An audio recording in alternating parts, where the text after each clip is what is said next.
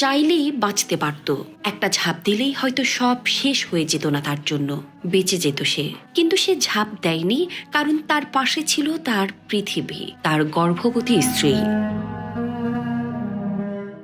নিহত সেই ছেলেটির নাম সোহেল। ঈদের ছুটিতে স্ত্রী আর বাবাকে নিয়ে বাড়ি ফিরছিল সে। স্বপ্ন ছিল পরিবারের সাথে হাসি খুশিতে ঈদ কাটাবে, কিন্তু সেই স্বপ্ন ভেঙে গেল মুহূর্তেই।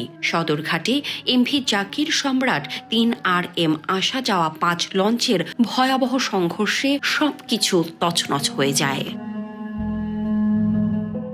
ভাইরাল হওয়া ভিডিওতে দেখা যায় কালো পোশাক পরা সোহেল তার সমস্ত শক্তি দিয়ে সংঘর্ষ ঠেকানোর চেষ্টা করছে। সে জানতো হয়তো সে পারবে না, তবুও থামেনি, কারণ তখন তার নিজের জীবন না, তার কাছে সবচেয়ে বড় ছিল তার স্ত্রীর জীবন, তার অনাগত সন্তানের জীবন।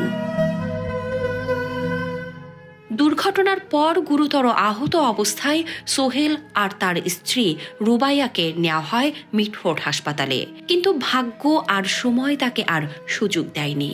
চিকিৎসকরা সোহেলকে মৃত ঘোষণা করেন। তার স্ত্রী এখনো হাসপাতালে লড়ছে জীবনের সাথে, আর তার 52 বছর বয়সী বাবা মিরাজ হোসেন এখনো নিখোঁজ।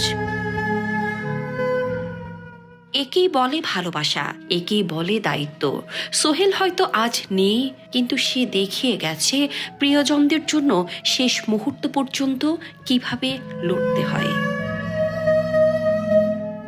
শামসাদ শাহানিন, দৈনিক আমার বাংলাদেশ।